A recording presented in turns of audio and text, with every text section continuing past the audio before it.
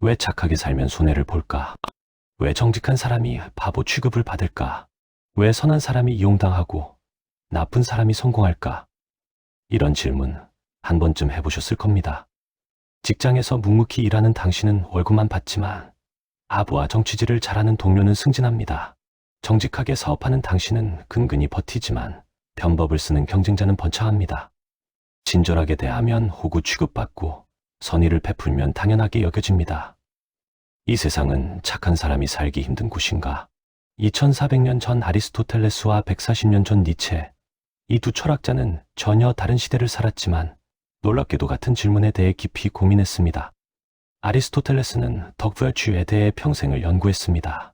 그는 니코마코스 윤리학에서 선한 사람이 왜 고통받는지 그리고 진정한 선이란 무엇인지를 탐구했습니다. 니체는 정반대로 접근했습니다. 그는 선악의 저편, 도덕의 계보에서 선이라는 개념 자체를 의심했습니다. 그는 착한 사람이라는 개념이 사실은 약한 사람을 정당화하기 위해 만들어진 것은 아닌지 물었습니다. 흥미롭게도 이 두 사람의 통찰을 결합하면 우리가 겪는 딜레마에 대한 놀라운 답이 나옵니다. 오늘 이 시간에는 아리스토텔레스와 니체의 시각을 통해 착한 사람은 왜 손해를 보는가라는 질문을 깊이 탐구해 보겠습니다. 그리고 더 중요하게는 어떻게 하면 착하되 손해보지 않고 선하되 이용당하지 않으며 정직하되 바보 취급받지 않을 수 있는지 알아보겠습니다. 이것은 단순한 처세술이 아닙니다. 두 위대한 철학자가 평생에 걸쳐 고민한 인간 본성과 윤리에 대한 깊은 통찰입니다. 그럼 지금부터 시작하겠습니다. 제한장착함의 두 얼굴, 진짜 선과 가짜 선. 아리스토텔레스의 진단 진정한 덕, 맹목적 순종. 아리스토텔레스는 니코마코스 윤리학에서 중요한 구분을 합니다. 진정한 덕을 가진 사람과 단순히 규칙을 따르는 사람은 다르다. 대부분의 사람들이 말하는 착한 사람은 사실 후자입니다. 그들은 생각 없이 규칙을 따르고 무조건 양보하고 자기 주장을 하지 못하는 사람들입니다. 아리스토텔레스는 이것을 진정한 덕이라고 보지 않았습니다.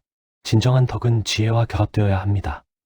언제 베풀고 언제 거절해야 하는지, 누구를 도와야 하고 누구를 멀리해야 하는지, 어떤 상황에서 강하게 나가고 어떤 상황에서 물러나야 하는지를 아는 것입니다. 이것을 그는 실천적 지혜 프로니스사고 불렀습니다. 니체의 폭탄선언, 착함은 약함의 포장이다. 니체는 더 급진적입니다. 그는 도덕의 계보에서 이렇게 말합니다. 착한 사람이라는 개념은 강한 자를 비난하기 위해 약한 자들이 만들어낸 것이다. 충격적인 주장입니다. 하지만 니체의 논리를 따라가 보면 이해가 됩니다. 약한 사람들은 강한 사람들과 정면으로 맞설 수 없습니다. 그래서 도덕이라는 무기를 만들어냅니다. 힘쓰는 것은 나쁜 것이다. 자기 주장하는 것은 이기적이다. 양보하는 것이 미덕이다.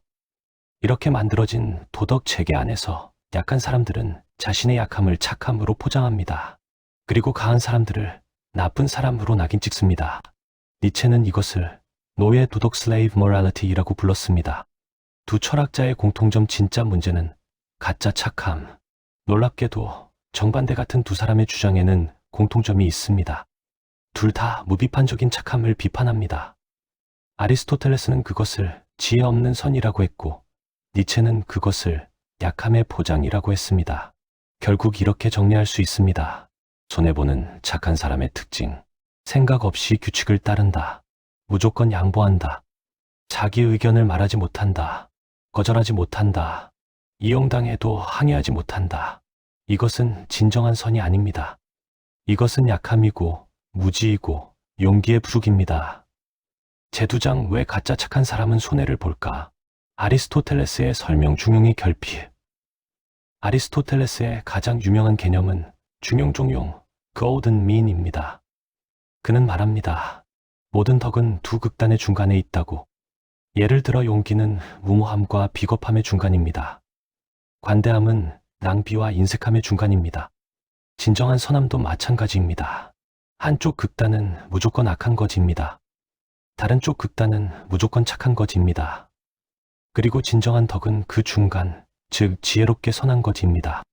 무조건 착한 사람은 이 중용을 잃었습니다. 그들은 극단으로 치우쳤습니다. 결과는 착취당합니다. 경계가 없으니까. 존중받지 못합니다. 자기 가치를 지키지 않으니까. 지칩니다. 모든 것을 감당하려 하니까. 원망이 쌓입니다. 주기만 하고 받지 못하니까. 아리스토텔레스는 경고합니다. 이것은 덕이 아니라 악덕이라고. 니체의 설명 권력 의지의 부재. 니체의 핵심 개념은 권력 의지로 to power입니다. 이것은 남을 지배하려는 욕망이 아닙니다. 오히려 자기 자신을 실현하려는 근본적 힘입니다. 니체는 말합니다. 모든 생명은 확장하려는 의지를 가지고 있다고. 나무는 위로 자라고, 강물은 흐르고, 동물은 영역을 넓힙니다. 인간도 마찬가지입니다. 우리는 본능적으로 성장하고, 영향력을 확대하고, 자아를 실현하려 합니다. 그런데 가짜 착한 사람은 이 권력 의지를 억압합니다. 내 욕구는 나쁜 것이야. 내 의견은 중요하지 않아. 나는 뒤로 물러서야 해. 니체는 이것을 생명력의 부정이라고 봤습니다. 그리고 이렇게 자신을 부정하는 사람은 필연적으로 약해지고 착취당하고 무시당한다고 말했습니다. 왜냐하면 세상은 약한 것을 먹이로 인식하기 때문입니다. 실제 사례 회사에서 착한 민수. 민수는 회사에서 착한 사람으로 유명합니다. 동료가 일을 미루면 민수가 대신합니다. 상사가 야근을 요구하면 민수가 남습니다. 회식에서 굳은 일은 민수가 맡습니다. 처음에는 칭찬받습니다. 민수는 정말 착하고 성실해. 하지만 시간이 지나면 아리스토텔레스의 관점, 민수는 중용을 잃었습니다. 그는 무조건 돕는 것과 전혀 돕지 않는 것 사이에서 전자의 극단으로 갔습니다. 지혜로운 선택이 아니라 습관적 복종입니다. 니체의 관점, 민수는 권력 의지를 억압하고 있습니다.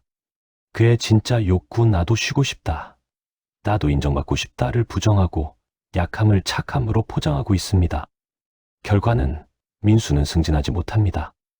왜냐하면 리더는 중용을 가진 사람, 즉 베풀 줄도 알지만 경계할 줄도 아는 사람이기 때문입니다. 제세장 진짜 선함이란 무엇인가? 아리스토텔레스 실천적 지혜를 가진 선함. 아리스토텔레스는 진정한 덕을 가진 사람을 이렇게 묘사합니다. 그는 올바른 시간에, 올바른 대상에게, 올바른 방식으로, 올바른 이유로 행동한다. 이것이 핵심입니다. 올바른이라는 단어가 4번 나옵니다. 진짜 착한 사람은 무조건 베푸는 것이 아닙니다. 올바른 때, 올바른 사람에게 올바른 방식으로 베풉니다. 구체적 예시. 상황 1 동료가 일을 도와달라고 함.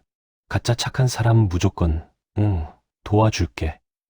진짜 착한 사람, 왜 도움이 필요한지 먼저 묻는다. 내 상황이 허락하는지 판단한다. 도울 수 있으면 돕되 명확한 범위를 정한다. 도울 수 없으면 정중히 거절한다. 상황 2 친구가 돈을 빌려달라고 함. 가짜 착한 사람 불편해도 빌려준다. 진짜 착한 사람, 왜 필요한지, 언제 갚을 수 있는지 묻는다. 내 재정 상황이 허락하는지 판단한다. 빌려줄 수 있으면 명확한 약속을 받는다. 안 되면 다른 방법을 제안하거나 정중히 거절한다. 아리스토텔레스는 이것을 실천적 지혜라고 불렀습니다. 단순한 규칙이 아니라 상황에 맞게 판단하는 능력입니다. 니체 가한 자의 선함. 니체는 전혀 다른 방식으로 접근합니다. 그는 주인 도덕 master morality이라는 개념을 제시합니다. 이것은 노예 도덕의 반대입니다. 노예 도덕, 나는 약하니까 착해야 해. 주인 도덕, 나는 강하니까 선할 수 있어. 차이가 보이시나요? 노예는 약함 때문에 착합니다. 다른 선택지가 없으니까요. 주인은 강함에서 선합니다. 선택할 수 있는 힘이 있으니까요. 니체가 말하는 고귀한 사람은 이렇습니다. 힘이 있지만 그 힘을 절제할 줄 안다. 베풀 수 있지만 착취당하지는 않는다. 친절하지만 존중받는다. 이것이 진정한 선입니다. 사자를 생각해 보세요. 사자는 가합니다. 하지만 배부르면 다른 동물을 공격하지 않습니다. 이것이 강자의 여유입니다. 반면 하이에나는 항상 긴장하고 훔쳐먹고 비굴합니다. 왜냐하면 약하니까요. 니체는 묻습니다. 당신은 사자가 되고 싶은가? 하이에나가 되고 싶은가? 두 관점의 통합 지혜로운 힘. 놀랍게도 아리스토텔레스와 니체의 결론은 같은 지점으로 수렴합니다. 진정한 선함 지혜의 힘. 아리스토텔레스는 지혜를 강조했고 니체는 힘을 강조했지만 둘 다 필요합니다. 지혜 없는 힘은 폭력이 됩니다. 힘 없는 지혜는 무력합니다. 진짜 착한 사람은 지혜가 있어서 언제 베풀고 언제 거절할지 안다. 힘이 있어서 자기 경계를 지킬 수 있다.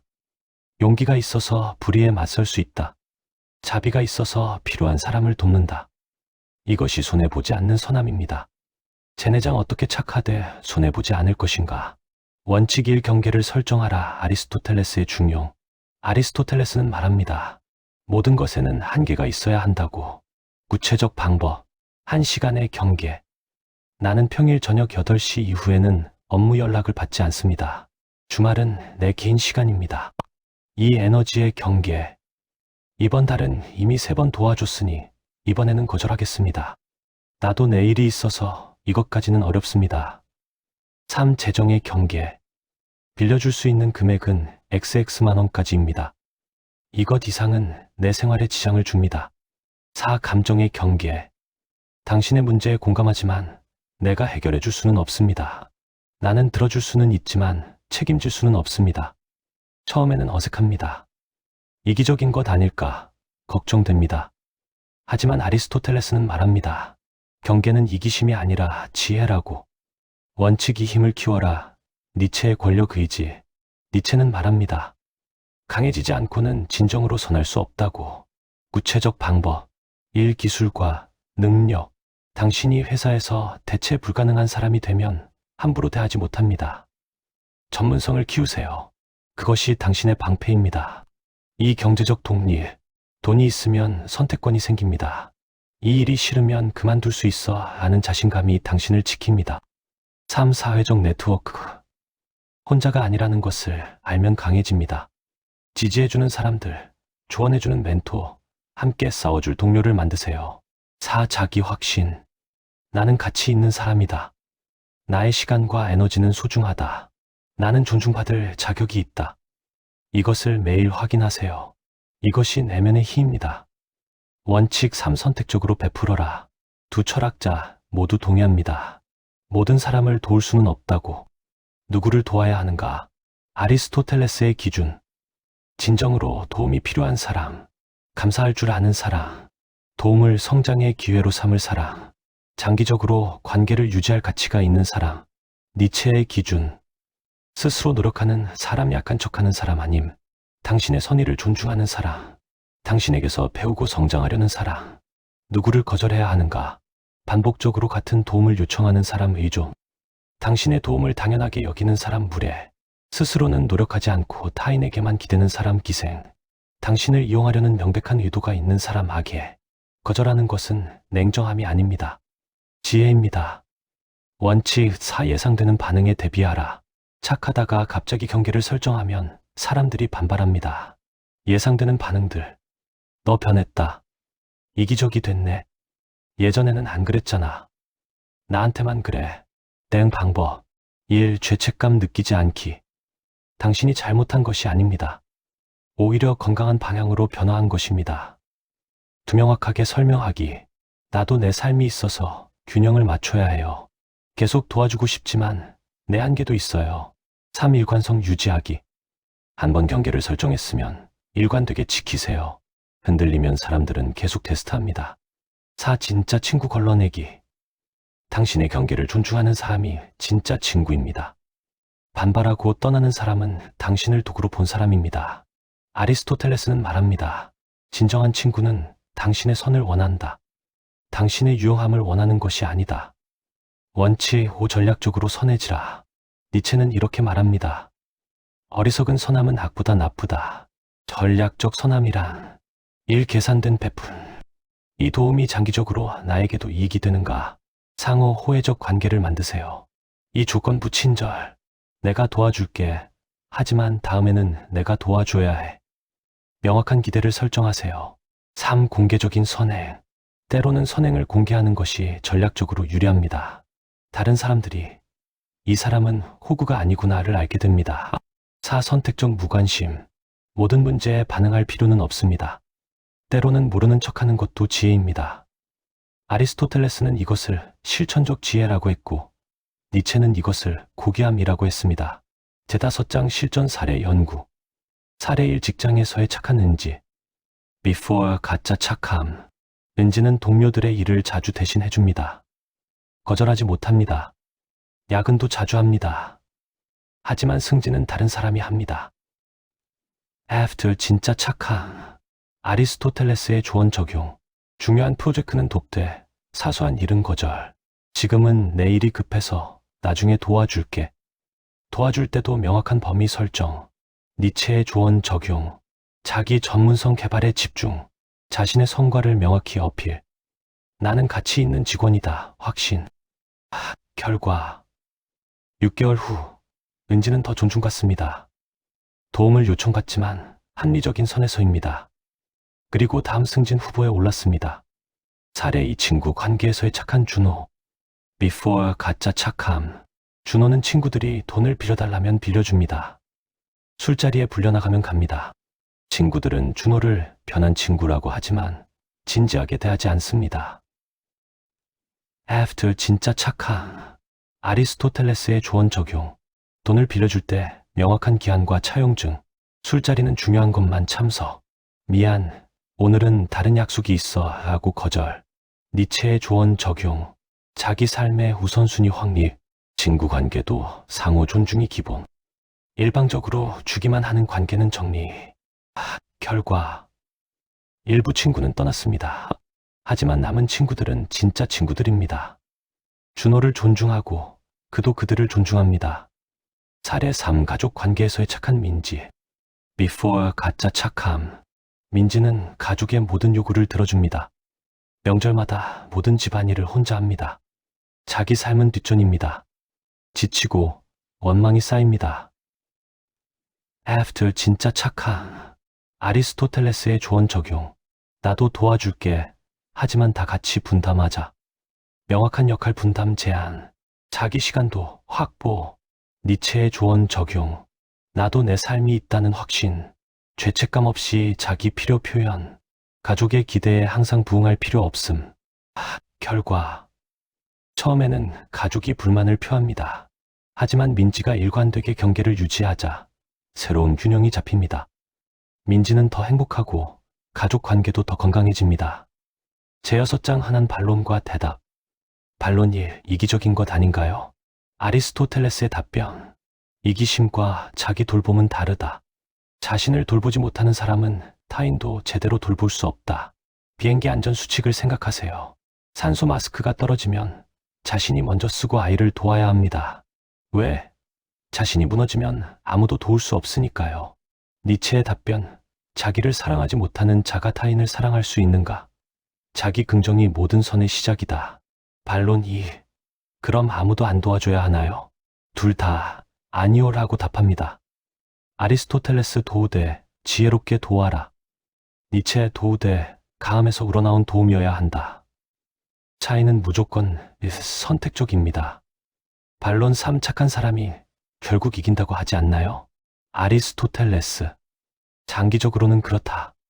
하지만 진짜 착한 사람이 이기는 것이지 가짜 착한 사람은 평생 진다. 니체. 이기고 지는 것으로 판단하는 것 자체가 노예적 사고다. 중요한 것은 자기 삶을 충실히 사는 것이다. 반론 4. 종교적으로 이것이 옳은가요? 흥미롭게도 대부분의 종교도 지혜로운 선함을 가르칩니다. 기독교, 뱀처럼 지혜롭고 비둘기처럼 순결하라. 불교, 지혜와 자비는 두 날개와 같다. 유교, 과유불급과 요부지, 지나침은 모자람만 못하다. 무조건적 희생을 가르치는 것이 아닙니다. 아리스토텔레스는 80세가 넘어 죽을 때까지 존경받았습니다. 니체는 45세에 정신이 무너졌지만 그의 사상은 세계를 바꿨습니다. 두 사람 모두 착함에 대해 깊이 고민했고 비슷한 결론에 도달했습니다. 진정한 선함은 지혜롭다. 아리스토텔레스. 강하다. 니체. 선택적이다. 둘 다.